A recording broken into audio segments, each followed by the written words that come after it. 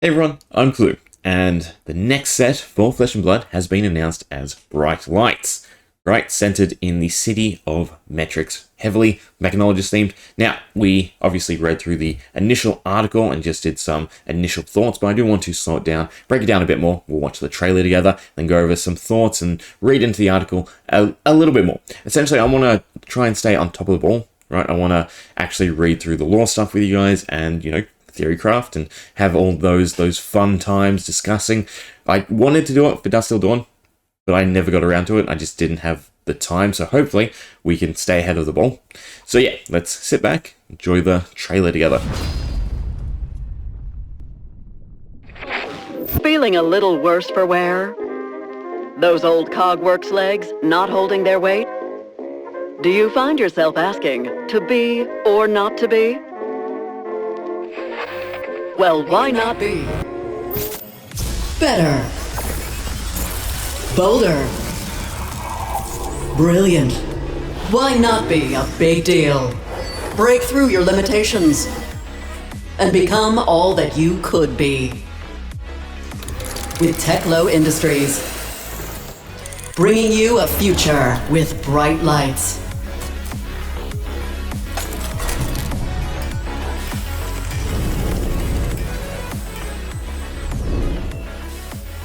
And there we have it. A pretty snazzy trailer, right? Sort of a old-timey commercial ad, and then it's showing you how futuristic they are, right? Doing away with the past, so you go from the little grainy old TV station to the new, bright and beautiful. Now, right, we're trying to break things down. So, starting off, imagery.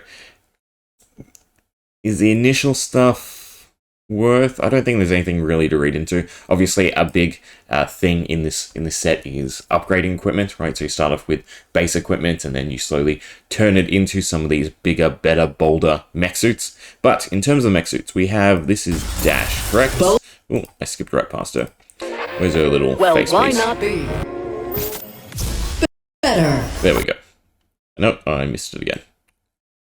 There we go, perfect. Right, so Dash here in, well, I assume it's Dash, just from the nose, mouth. I guess you can't really tell. Could be anyone. But yeah, so we've got 3 different stylized mech suits now, don't we? So we have this just sort of streamlined, I mean, for a lack of better analogies, Iron Man-ish suit, right?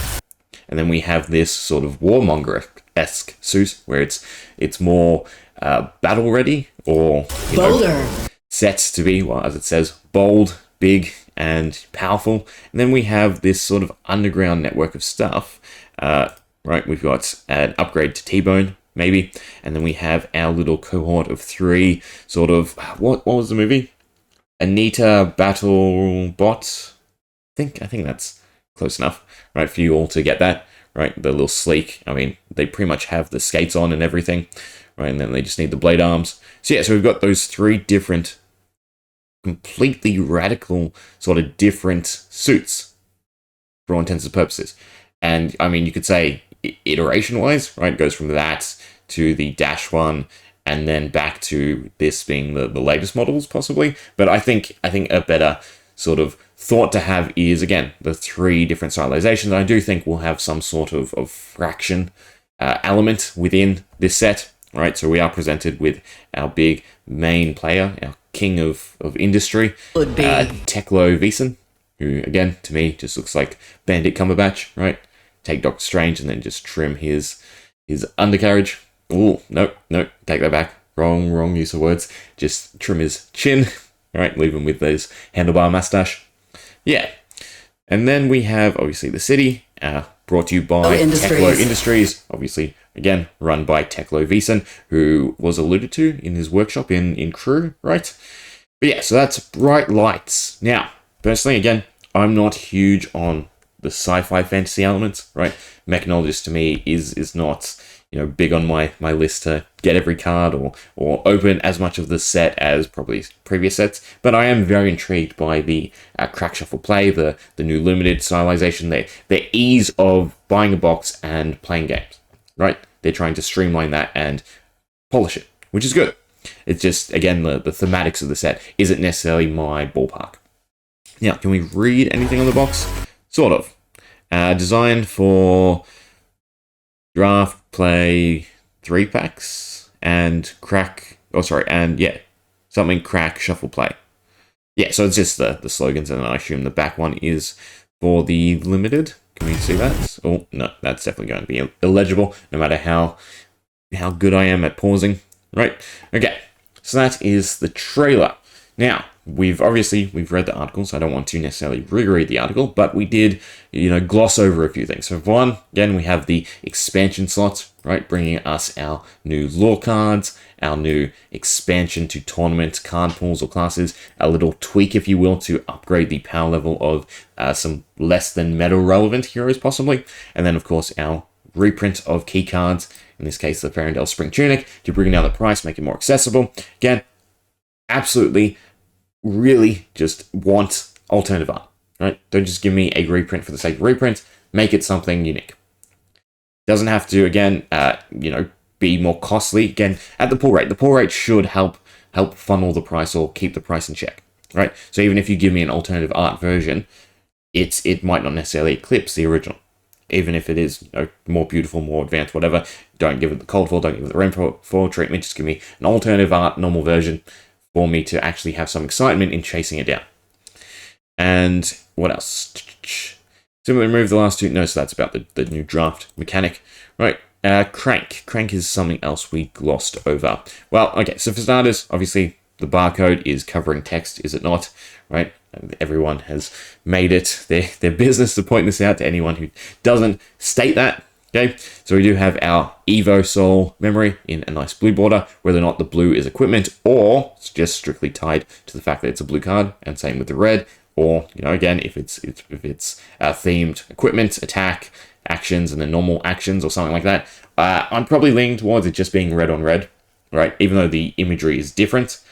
I could be wrong, right? It could be this imagery, and then you just swap out the blue for reds on a red card, and then yellows for yellow, and then they're going to have different stylized borders for attack actions, equipment, and normal actions. Something like that, or the same with items. Actually, thinking about more though, I'm just leaning in the color palettes, right? So red, this is this border, blue is this border, then yellow will have its own separate border. Anyway, we'll find out and see. So, big draw is items, equipment, and just having a whole bunch of build and play, if you will, right? So you start off with the basic equipment, this proto base chest, and then you are upgrading it slowly into these better bits of gear. Now, this will be very interesting to see whether or not it's really desired. Players may add this to their card pool in the Bright Lights Limited format, right? So they're essentially token. Are they T? Yeah, they are T, right? So you can just find them if you need them, if you don't have them. But overall, right, for mechanologists, for tournament play, losing guaranteed equipment to make it so you have to find X equipment in your deck, right? And also, just off of this, unless this hidden mechanic is super strong, it doesn't seem like this is a great ability. When this transforms from or into an Evo with a different name, your hero gets +1 intellect, right? That is a decent effect. You get 1 extra card, but it's not. Is it more impactful than running X helmets, right? That you are guaranteed to be able to utilize straight away, right? Is it better than being able to block with the crown and cycle a card and draw a card, from the get-go, rather than having to find this and equip it? In Classic Constructed, right? Being a slow format, I can definitely see all the Evo stuff play out well, especially if you can swap it in and out, right? Like what it sort of states here. So the fact, if you can just continuously go from head slot to head slot to head slot, then that's going to be pretty overpowered. But I do think it's a little bit slow for Blitz, and I do want to see what type of cards there are to speed up. Now, for the crank mechanic, because that's the big thing. So crank it up, right? Metrix is in the age of Steam and AG Source mechanologist heroes mainline to power up their gadgets, gizmos, and equipments in a race to build the city of tomorrow and beyond. New crank mechanic makes items more playable than ever. With 30 items in this set, that is huge. Bright Lights is geared up to get your cog spinning. So, what is the easiest interpretation of this? Well, right, they mention the Steam counters as the main energy source, and then making items playable. So the simplest thing is either to make items instant, or to give them go again. Right, because the majority of items you play, and then you have to activate them or utilize them on your next turn, and the majority of which don't have go again, or you can't play as instants. So either way, it's either going to be go again, chain items or something like that, or just make them instant at the cost of Steam tokens. That's my opinion off of, again, this statement. We'll obviously see more as it unfolds, right? And then the big understanding or speculation for the majority of people is that this barcode is covering the crank mechanic on this headpiece, which to me, right, would probably be something, given this transform into an Evo with a different name, will be, you know, X Steam counters to swap this out to another headpiece, right? That's what I am getting from, again, everything being laid out and shared currently with the set. Then we also have the Terminator tank. If you have one or more Evos equipped, this gets when this hits a hero, they discard a card. That's a pretty nice effect, right? And then 2 or more, this costs 3 less to play, so 3 for 6 becomes fairly decent. 3 or more, overpower, and then if you have a full set, well, it gets +3. Now, Evo's equipment, right? This is obviously proto base, so you do have to then, again, upgrade all 4 bits. So you have to start off with useless equipment, right? Which is a big thing. And then you have to slowly find the cards. So unless there's a lot of tutors and search, you have to try and luck into finding all 4 bits of equipment to assemble the perfect board state to utilize a lot of these cards. Because all these cards seem to, well, be gearing up to, again, interact with Evos. Evos seem to be the big thing, right? Teklo Visen is, his whole effect is to do with Evos. The Professor deck that we've been showcased, his tagline refers to Evos as well. So 3, you may play the next Evo this turn as though it were instant when you do draw a card, right? So again, just cycling and searching for all your Evo pieces. Now, again, are they strong enough, right, to warrant the delay in finding them all, right? I mean, in your first few turns, when you have useless equipment, because this does make up for a lot of early game block, right? So that you don't have to waste cards and then you can take your time pressuring your opponent.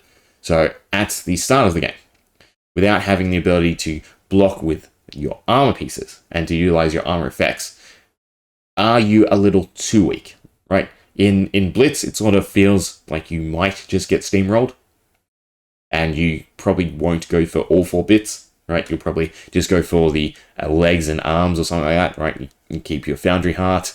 I can't think of any other real big players. Again, Mechanologist, I don't have the best experience with, right? Even the card base, I don't really explore Mechanologist because it's never appealed to me. So feel free to give me a better understanding as to how this is going to scale in terms of power level. Right, and then the other big thing, so crack shuffle play. Majority of cards have to be, again, Mechanologist or generic. That's the only way this works. You can't have dead cards, right? Again, we've gone over its 16 card packs, 2 of which are tokens. Okay, and the whole idea is you're meant to get rid of the back 2, right? There's a sentence up there that says so. So 14 cards, right? 1 is an equipment card, most likely, maybe not, but we'll say most likely. So that leaves 13 cards. So altogether, you get 39 cards, right, to make a 30 to 40 card deck, because that is also the new guidelines. So, you know, you have 99 cards of leeway, okay? With 9 cards of leeway, there can't be, you know, X hero cards, right? There can't be, you know, some sort of tech ranger cards, unless, again, it is Mechanologist X Ranger. So, yeah, the majority of cards have to be generic and have to be Mechanologist or Mechanologist X.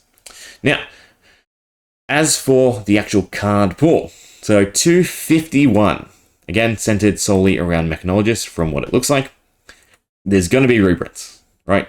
Again, in terms of design, if we, again, chalk it up to some different factions, right? Going off of, say, the armor or even the lore, which we'll get to. Yes, there could be, you know, different ways to play. For instance, Dash might be centered around X, Dartadol around X, and then obviously Teklo Vossen. Teklo Vossen. Can I just call him Nicola? Right? Anyway, he's obviously centered around the Evos. So there could be those fractions, which is a little bit better, but there's still going to be some much needed reprints. So in terms of reprints, right, if we look through Arcane Rising, Crew, and the History Pack, right, so currently from my looking, these are the cards that you can't find in the History Pack: Maximum Velocity, Spark of Genius, Pour the Mold, any of the iterations, Convection Amplifier, Locked and Loaded, any of the Iterations, Magnetic Shockwave, Absorption Dome, Overblast, and the Teklo Vossen's Workshop. Right, so again, what's on the table for reprinting is probably these cards more than anything. If you, again, you can only access them through Crew or Icon Rising, both of which are on the rise in terms of price, and they're getting harder and harder to find. So yeah, I've also heard like T-Bone floated again off the trailer. I could see alternative art for T-Bone, but I don't know. I don't know how I feel about reprinting any of the Monarch Plus sets again with how accessible they are. Even Dynasty, you can still go find boxes. So yeah, I don't know. I don't know in that regard in terms of reprints. Anything else? Anything else to go over? I don't think so. Right. I think next time we will jump into the lore. Right. We'll read through this together and see what we can come up with.